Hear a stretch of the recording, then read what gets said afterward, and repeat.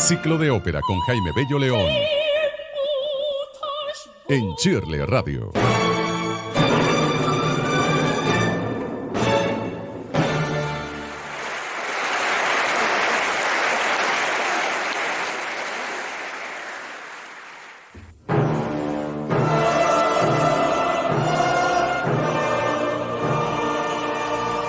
Bueno, hoy como cada jueves en nuestro ciclo de ópera estamos con nuestro querido amigo instructor de ópera Jaime Bello León y hoy vamos a hablar de Carmina Burana. Qué interesante, buenos días y bienvenido. Sí, buenos días. Jaime, ¿cómo estás? Sí, Carmina Burana no es en realidad una ópera, es una cantata escénica. Uh-huh.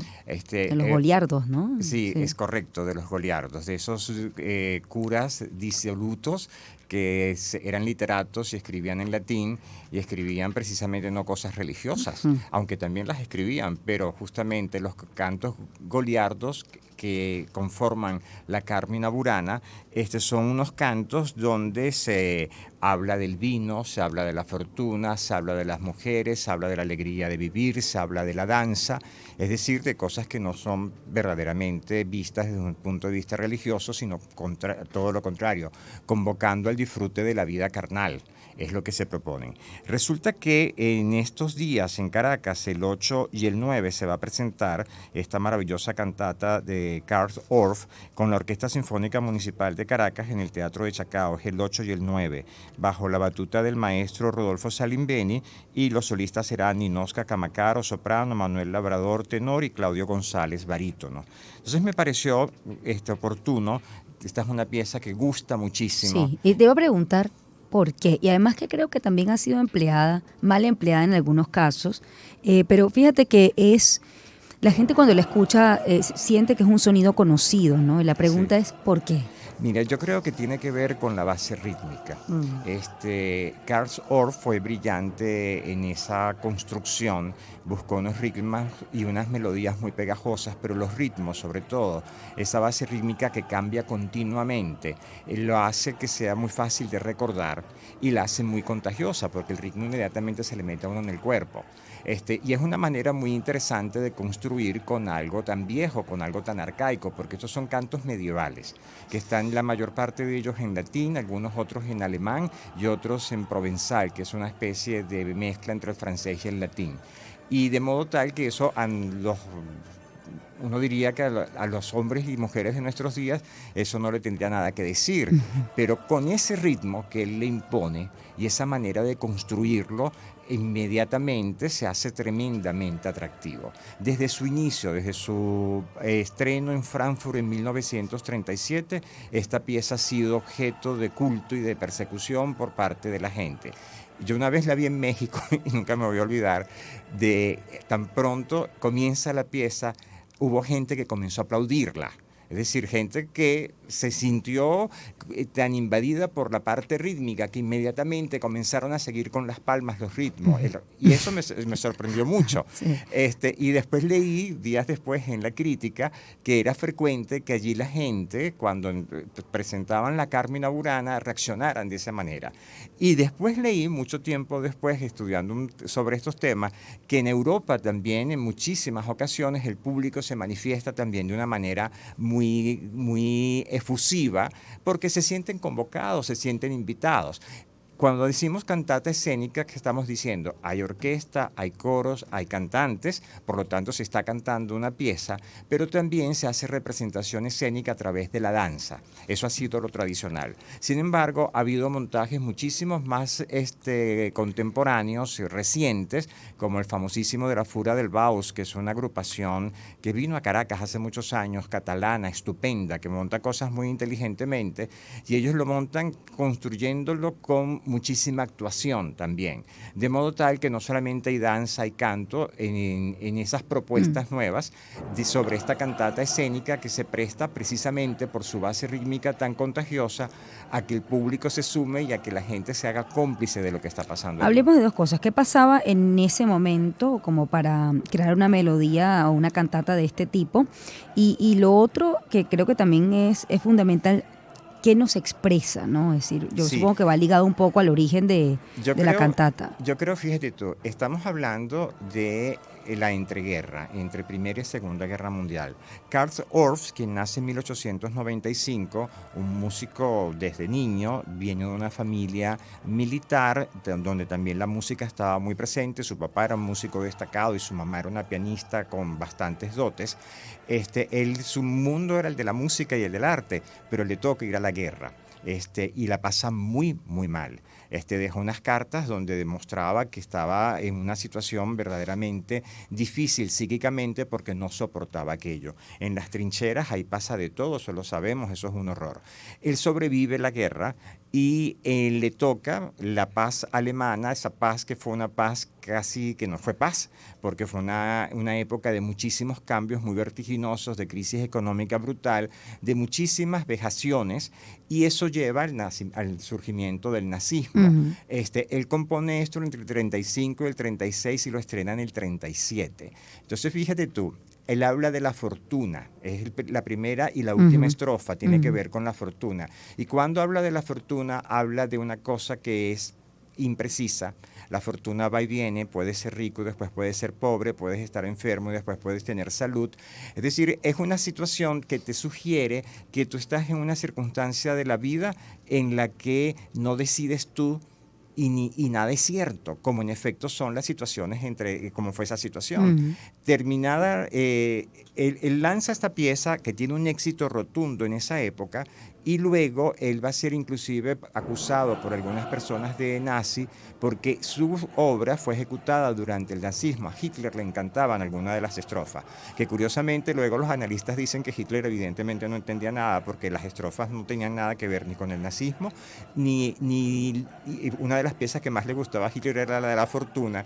Justamente él hablaba de un Reich de 1000 años y bueno, no duró nada, gracias a Dios, a pesar de las secuelas que todavía tiene hoy en día, tristemente. Entonces yo creo que ese canto a la vida, porque en el fondo es un canto a la vida y es un cuestionamiento, porque ¿qué hacían estos goliardos? Volviendo a este término de estos curas disolutos. Estos tipos iban por toda Europa, como tenían los hábitos de cura, eran expulsados o no eran bienvenidos en su orden, y entonces ellos eran como unos nómadas que iban recorriendo Europa, y claro, por su vestimenta de cura los acogían en los monasterios, ahí pasaban una pequeña temporada, comían, bebían y seguían porque no podían llevar ya la vida del régimen monástico. Sí. Y era una gente que estaba apostando a esa vida que es una vida sin consistencia, si se quiere ver de esa manera. Pero también es una apuesta a esa vida que te llama a lo más primitivo. En una época como esa, donde se avecina una guerra tan feroz como la que vivió todo el mundo y particularmente Europa, indiscutiblemente Karl Orff tiene que haber recibido esos impulsos por algún lado para poder componer una pieza como esta que nos convoca todavía hoy en día, porque justamente habla de lo primitivo, habla de lo animal, habla de lo que son las cosas carnales, de todo eso instintivo que tiene el ser humano y que a través de la educación y la formación trata de canalizar, pero que brota y que es una energía que está allí. Vamos a escuchar un pedazo. Sí.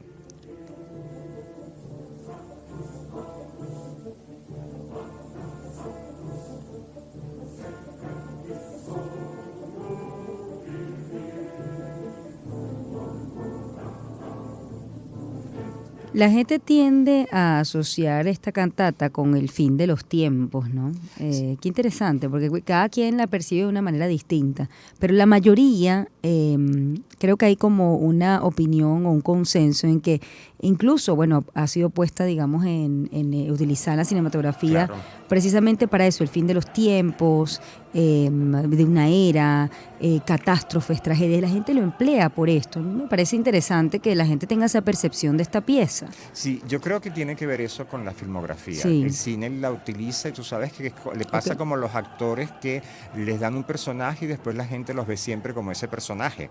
Y muchos actores tienen luego que sufrir porque no les quitan esa etiqueta nunca. Sí. Bueno, también está esa etiqueta puesta acá como algo que tiene que ver con con el apocalipsis, como con el final. Y en realidad no, eso no es la invocación, ni es el sentido, ni lo tuvo nunca. Los cantos goliardos existen, muchos cantos goliardos, existen cantos medievales, piezas de esta naturaleza, muchísimas, y ninguna tenía esa intención. Claro, yo me imagino que ahí la asociación tiene que ver con la fecha y con el episodio en el que fue compuesta durante ese periodo y quedó esa marca. Sin embargo, quiero decirte que últimamente se está montando mucho más.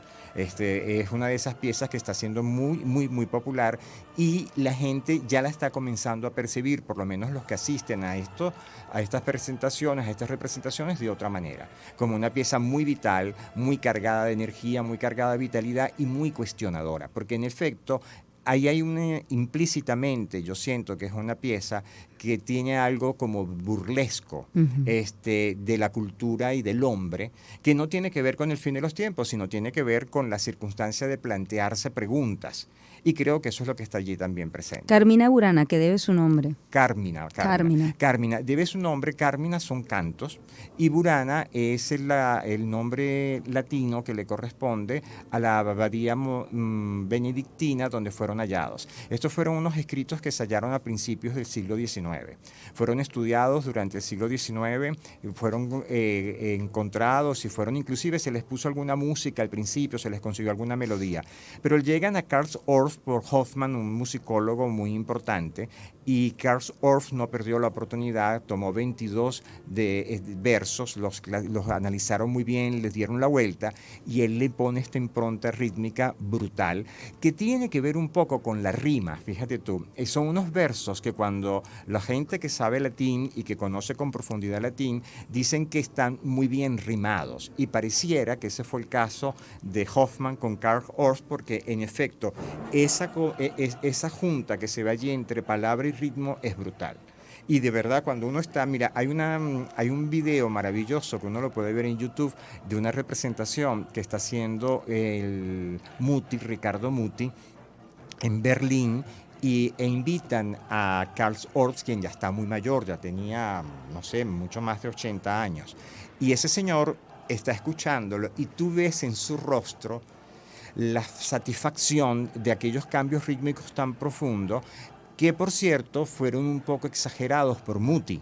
Y Muti estaba muy angustiado, y cuál es su sorpresa cuando le dice y se lo escribe, además deja el escrito el señor Karl Orff agradeciéndole a Muti que hubiera hecho esos pequeños cambios porque perfeccionó la pieza y por lo tanto la pieza estaba mejor.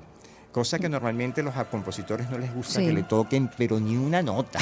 Y aquí, en cambio, lo permitió y no había una alteración, lo que había era una exageración.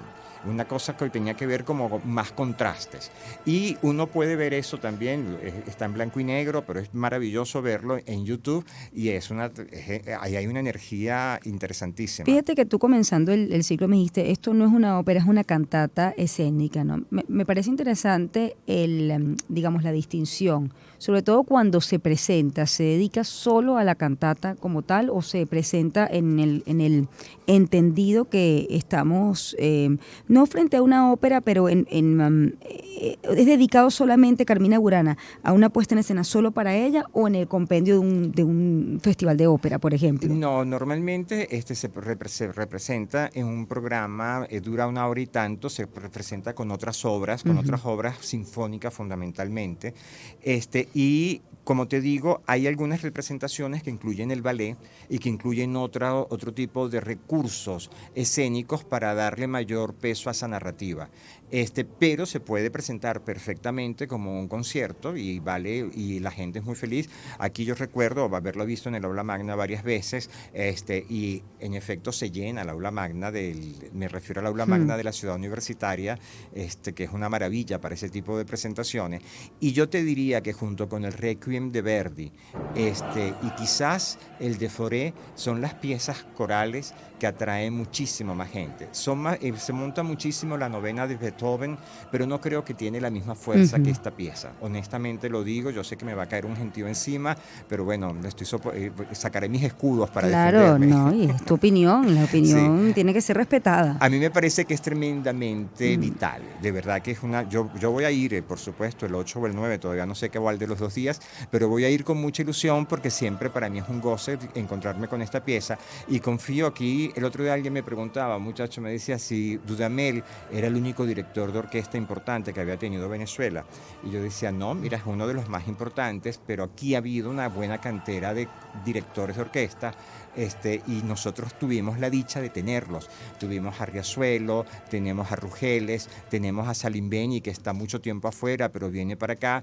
y otros directores que nos han traído estas piezas a los teatros de Caracas, a las salas de concierto, a darnos felicidad. Y en efecto, estas de esas piezas que uno sale y después se va a almorzar o se va a merendar y tiene en la cabeza, la va a acompañar por mucho rato. Sí, así es. Oye, te agradezco mucho que hoy hayas dedicado, bueno, para aclarar un poco quizás no diría yo estigma, ¿no? Pero la preconcepción que se tiene, la concepción que se tiene de Carmina Burana. Vale, muchísimas gracias, Por favor. Shirley. Me encanta haber estado aquí esta mañana y bueno, también. y ojalá sea un éxito esta presentación de los amigos de la Orquesta Sinfónica Municipal de Caracas, porque siento que están haciendo un esfuerzo enorme, muchísimos de nuestros creadores, de nuestros artistas, por volver a darle a Caracas espectáculos de calidad, y eso hay que aplaudirlo. Sin duda. Hay que aplaudirlo. Es un esfuerzo brutal el que se está haciendo. La verdad que yo siento, me conmueve mucho, soy sincero, yo veo el esfuerzo que hace esta gente con todas las vicisitudes que tenemos y el regalo que nos dan, porque nos los dan además para darnos satisfacción y para sacarnos un poco de la dinámica un poco autodestructiva. Yo te comparto tu comentario. Fíjate que cuando tuve la oportunidad de ver, no sé si montaron en el Centro de Acción Social, ahorita no recuerdo la ópera que fui a ver, pero cuando salimos, uno de los que cantaba la ópera estaba con su bulto y se metió al metro a las 10 de la noche, un poco antes. Digo, oye, esto tiene mucho valor, este muchacho estuvo aquí, quién sabe para dónde va. Y definitivamente es un esfuerzo que hizo para darnos un gran espectáculo, ¿no? Entonces creo que hay que apoyar a estos grandes espectáculos, no solamente los masivos, los artistas que son anglosajones, sino lo nuestro y el esfuerzo que se está haciendo en otros géneros. Gracias por habernos acompañado, Jaime. Un placer. Jaime Bello León, instructor de ópera, ha sido mi invitado esta mañana. Ahorita sí, vamos con Jueves de TVT. Sonidos que te llenan.